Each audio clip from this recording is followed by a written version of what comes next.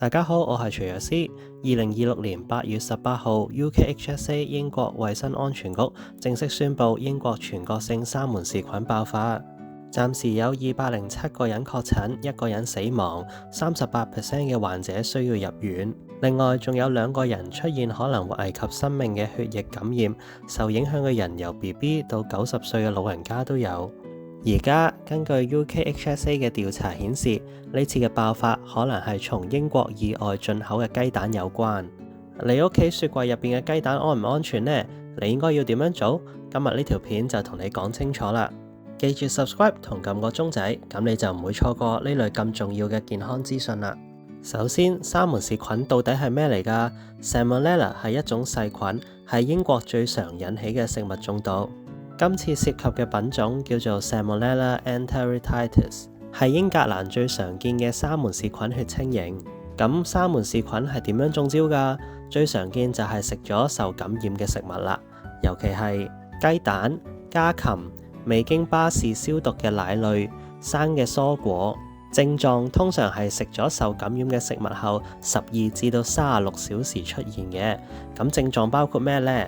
肚瀉、肚痛、胃抽筋、嘔吐、發燒、發冷、頭痛、周身冇力。喺大部分嘅情況下，症狀4到7日就會自己好返㗎喇。但係呢度要留意喎，今次嘅爆發比正常嚴重好多。38% 嘅患者需要入院，呢個比例係相當高㗎，所以唔好以為沙門氏菌一定係小事喎。今次嘅爆發有幾個好特別嘅地方。第一，佢嘅規模好大，199宗喺英格蘭，其中倫敦47宗最高 ，Yorkshire and Humber 有38宗，蘇格蘭6宗，威爾斯同埋北愛爾蘭各1宗。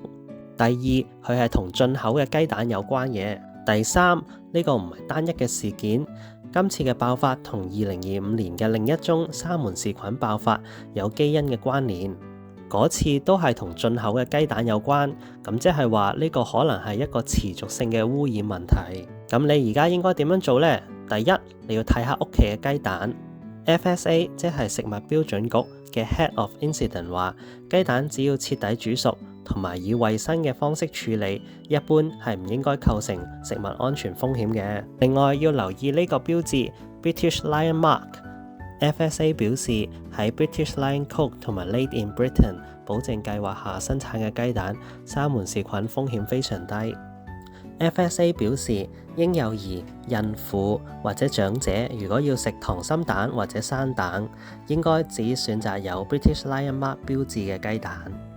至於免疫力比較低嘅人士，例如正接受化療或者服用免疫抑制劑，對於佢哋嚟講，最安全嘅做法就係將雞蛋徹底煮熟先食啦。第二，食物要處理衛生，基本嘅步驟包括處理食物之前同去完廁所之後要徹底洗手，食物要徹底煮熟。如果你有症狀，盡量唔好幫其他人準備食物。另外仲有幾點，包括雞蛋要放入雪櫃保存，留意 best before 日期，同埋處理完雞蛋之後要清潔台面同廚具啊。第三，出街食嘢嗰陣時要注意啦。今次大部分嘅患者都係出面食完嘢之後中招嘅。如果你去餐廳食嘢，食生蛋或者半熟蛋嘅餸要特別小心啊。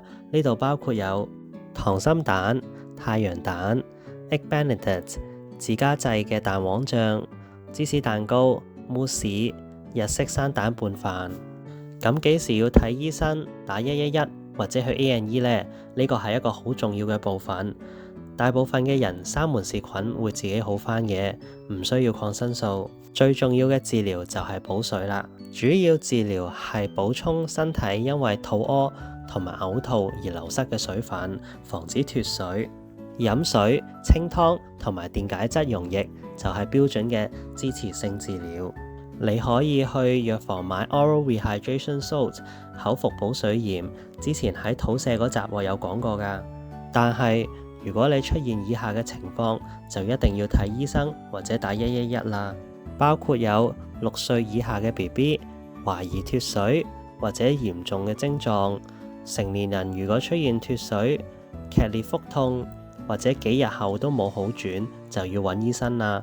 另外仲有大便有血、嘔吐到飲唔到水、發高燒持續唔退，你係孕婦，你係長者或者免疫力低嘅人。如果出現以下嘅情況，就要打999或者去 A&E 啦。包括有嚴重脫水，例如係少咗好多尿，尿液好深色，口乾、頭暈、意識模糊，完全食唔到嘢或者飲唔到任何嘢。最後總結返 ，UKHSA 宣布英國沙門氏菌全面爆發，207宗確診，1個人死亡，可能係同進口嘅雞蛋有關。出街食含有雞蛋嘅嘢要特別小心啦。屋企嘅雞蛋要揀返有 British Lion Mark，煮熟先食。另外，大部分嘅人會自己好返，最重要係補水。有紅旗位就要即刻打111或者睇醫生啦。我會繼續跟進呢件事。如果 UKHSA 有咩更新，我會第一時間出片。如果你覺得呢條片有用，幫手 share 俾你身邊嘅朋友同屋企人，希望呢啲資訊可以幫到你哋。記住 subscribe 同埋撳埋個鐘仔，咁你就唔會錯過呢類咁重要嘅健康資訊啦。如果你想支持我繼續做呢啲免費嘅健康資訊，描述欄有 Buy Me a Coffee 嘅連結。